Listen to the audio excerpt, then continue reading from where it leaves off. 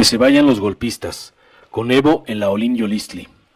Tomaron un avión juntos para asilarse en México, con su vida en peligro. Este martes 26 de noviembre caminaron también juntos por las salas silvestres revueltas de la escuela Olin Yolistli. Son Evo Morales y Álvaro García Linera, presidente y vicepresidente de Bolivia respectivamente, hasta el 10 de noviembre de 2019, que fueron depuestos por un golpe de Estado militar.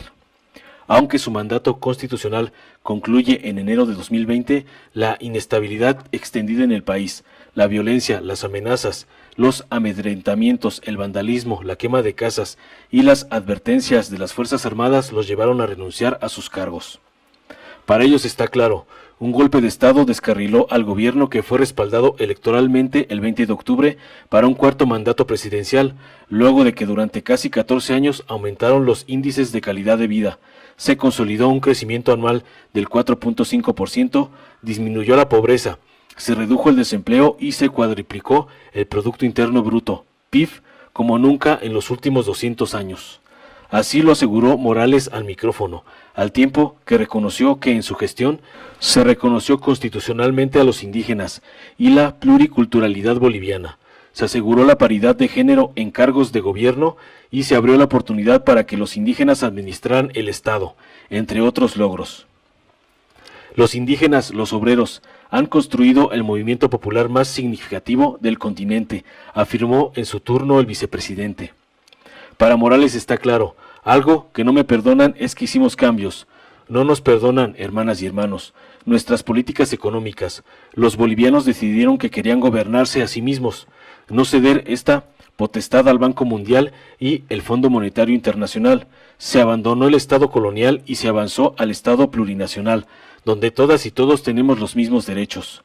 Los recursos se nacionalizaron, se recuperaron las empresas públicas, se evitó la privatización del agua, se declararon constitucionalmente como derecho humano los servicios básicos.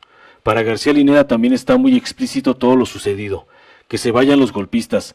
Es un golpe de Estado apoyado por la clase media alta. Ojo, un segmento de la clase media alta que no soporta indios gobernando, que no soporta campesinos, pobladores del campo y obreros igualándose a ellos, porque creían que el poder era un tema de sangre, de apellido, de color de piel. Se han radicalizado, fascistizado, racializado. Una derecha cuya base ideológica son el imperialismo y el colonialismo, con un desprecio arraigado contra el indígena, acusó García Linera, una derecha violenta. Tal vez por eso, una veintena de detractores de Evo Morales esperó agazapada los 60 minutos que tardó el expresidente en tomar la palabra, para interrumpirlo y tratar de dinamitar su discurso con vociferaciones y pancartas que acusaban de que no fue un golpe, sino un fraude electoral, que lo repudian. La audiencia entonces se dividió en consignas cruzadas. Para evitar una escalada de la hostilidad, los organizadores de la Olin Yolistli pidieron a los detractores que abandonaran el auditorio, y Morales aseguró que esas expresiones no lo asustan. Para la derecha boliviana, más conocida como vendepatrias, salud y educación son servicios. Para nosotros salud y educación son derechos. Es una profunda diferencia, dijo Evo, que recordó que en su administración se redistribuyó la riqueza, se universalizaron conquistas sociales y se horizontalizó el bienestar. Y continuó García Linera, 32 muertos, 400 heridos de bala, más de 1000 detenidos, persecución de dirigentes, quema de instituciones, quema de sedes sindicales, persecución a familiares de líderes políticos. Es terrible. Tuvieron que desatar el baño de sangre, alterar el orden institucional, violentar las garantías individuales, para asegurarse de que Evo Morales y Álvaro García Linera no contendieran electoralmente, porque a nosotros nunca nos pueden ganar, nunca nos han ganado, ni nunca nos van a ganar, subrayó el ex vicepresidente. Los golpistas tienen que irse a su casa lo más pronto posible, aseveró, y la audiencia recibió la propuesta con un aplauso general. Había una sed de sangre, de venganza contra los indios en el poder, los trabajadores en el poder, los sindicatos en el poder, que querían palparla y verla. Acusó García Linera sobre la violencia de la derecha que entró al gobierno Biblia en mano, en franca afrenta a las pluralidades culturales bolivianas. El golpe es un retroceso para Bolivia, es un retroceso que no tiene que expandirse para el resto del continente. agregó el ex vicepresidente. Hasta que nos maten, nunca vamos a dejar de luchar en favor de los humildes. La conversación se fue conformando con una jornada que llama a la unidad latinoamericana en la ruta de la izquierda. Por eso, en el arranque, el académico de la UNAM, John Ackerman, recordó a los otros exiliados en México, los chilenos perseguidos por Augusto Pinochet, los republicanos españoles asediados por Francisco Franco, el cuentista y polígrafo Max Auf, que imaginó en un cuento en rica farsa el asesinato a balazos de Francisco Franco, para acabar de una vez con aquello del exilio lacrimoso y sus amarguras. Jornada de vociferaciones en un auditorio repleto, con sus 1200 butacas ocupadas y otras cuantas sillas en el vestíbulo de la sala.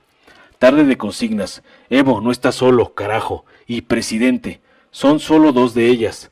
Tarde de mensajes en pancartas, no es una renuncia, es un golpe de estado. El mundo se divide en morales e inmorales. Tarde de tropiezos. ¿Cómo va la huipala? Jornada de celebración del derecho de asilo en voz de la titular de la Comisión Nacional de Derechos Humanos CNDH, Rosario Piedra Ibarra. De conteo por los 43 normalistas desaparecidos en Ayotzinapa. De memoria, en México se exiliaron el guatemalteco Jacobo Arbenz y el español José Gaos, el ruso León Trotsky y el chileno Pablo Neruda, entre tantos otros. Jornada de filas de simpatizantes deseando entrar y dándole la vuelta al edificio de la Olinyo-Listli, ubicada en el periférico sur y a unos metros de la pirámide de Cuicuilco, uno de los primeros asentamientos civilizatorios del Valle de México, donde después se desarrollaría la cultura mexica, el Tenochtitlan que hoy constituye el corazón de la Ciudad de México. Jornada de gritos contentos, de consignas bolivarianas, de acompañamiento político, de una sensación de afinidad ideológica generalizada. La izquierda se reúne y se celebra, se aplaude incondicionalmente, se recrea, contenta de identificarse, alza la voz, engrosa los discursos, se conmueve. Indígenas estudiantes de la UNAM abrieron la conversación y llamaron a la defensa del territorio, a la protección del pensamiento cosmogónico, al reconocimiento de las diversas identidades culturales agolpadas en México. Y llamaron a la unidad, la lucha de Ecuador, Colombia, Chile, Haití, Argentina, Bolivia contra el neoliberalismo debe ser la misma de México. Se requiere unificar proyectos regionales en tiempos de asedio político. Mientras esa fiesta de los símbolos y las proyecciones a futuro se desarrollaba en el recinto Silvestre Revueltas, nombrado así en honor a un compositor comunista que murió de frío, el presidente de Estados Unidos, Donald Trump, amagó con declarar a los cárteles del narcotráfico emplazados en México como terroristas, lo que hace cernirse la amenaza de un asedio militar contra el territorio mexicano. Trump, por supuesto, no reconoció en su mensaje la bilateralidad de la crisis. En su país, el consumidor de la cocaína mexicana y el fabricante de las armas que empuñan el cártel de Sinaloa y otras organizaciones criminales. En cambio, amenaza y crea una tensa situación política que reitera la desigual relación de fuerzas en América, que reitera el problema de los oprimidos y los opresores, y que orienta en oposición.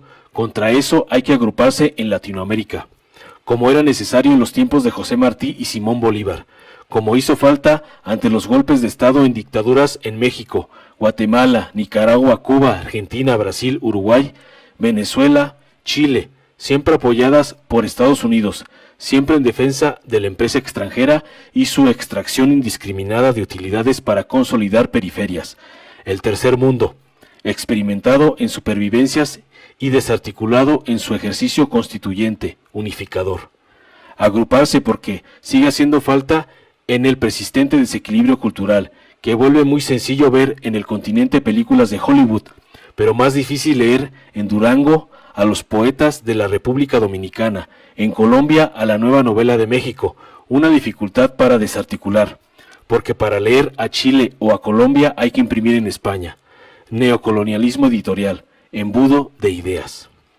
Ritual de los entusiasmos. El evento con Morales fue un recordatorio de todos los encuentros pendientes y un nuevo episodio que reitera que las violencias descarriladoras y las intolerancias volverán. Una nueva página en la historia de los exilios que pluralizan pese al infortunio. Queda claro que la de Bolivia y la de América Latina es una historia abierta, y Álvaro García Linera lo recordó, lo aclaró en su intervención que cerró el día. No seremos candidatos, pero nadie nos impedirá hacer política. Antes de las transformaciones que produce la acción, puntualizó, es indispensable la transformación de la conciencia, que sepulta las herencias de odio del colonialismo, del racismo, de la noción de que el otro es menos valioso. Y le aconsejo a México, en permanente proceso de defensa de la justicia, no descuiden la lucha de las ideas. Informó Mr. Político. Nos vemos el siguiente video.